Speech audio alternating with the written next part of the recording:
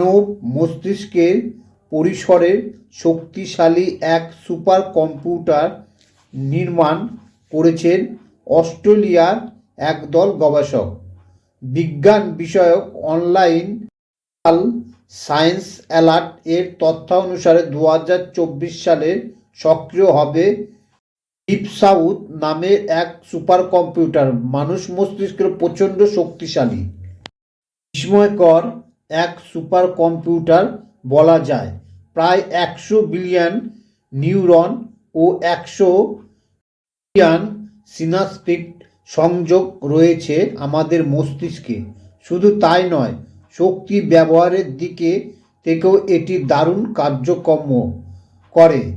মাত্র 20 ওয়াটের মধ্যে পাওয়া ক্ষমতা ব্যবহার করে সেকেন্ডে 1 বিলিয়ন মিলিয়ন অপারেশন করতে পারে।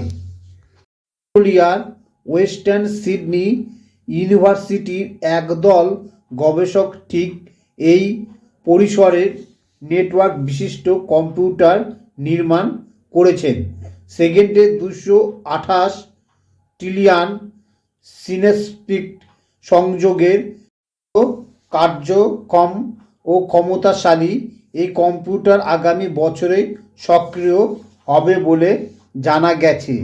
এই কম্পিউটার নির্মাণের একটি লক্ষ্য হলো মস্তিষ্ক এত অল্প শক্তি ব্যবহার করে কিভাবে বিপুল তথ্য প্রক্রিয়াজাত করে তা বোঝার চেষ্টা করা, অর্থাৎ এটি মানব মস্তিষ্ককে আরও ভালোভাবে বোঝার ক্ষেত্রে এক ধাপ এগিয়ে নেবে। গবেষকদের সঙ্গে হয়তো নির্মাণ করা যাবে মস্তিষ্কের মতো ক্ষমতাশীল সাইবর্গ মস্তিষ্ক।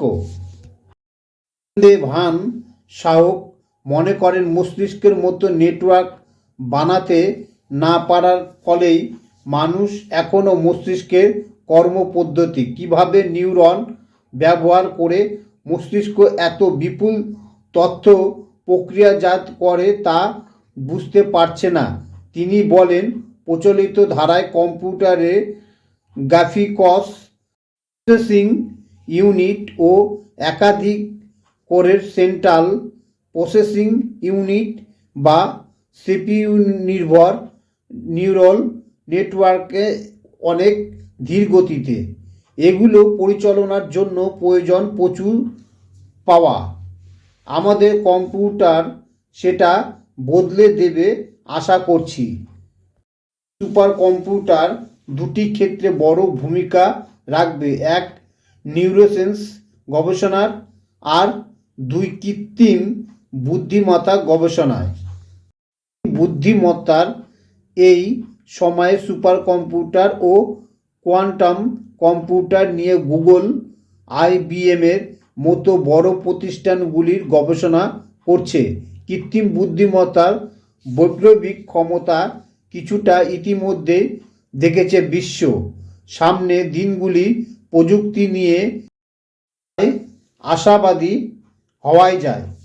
ভালো লাগলে অবশ্যই চ্যানেলটিকে সাবস্ক্রাইব করুন।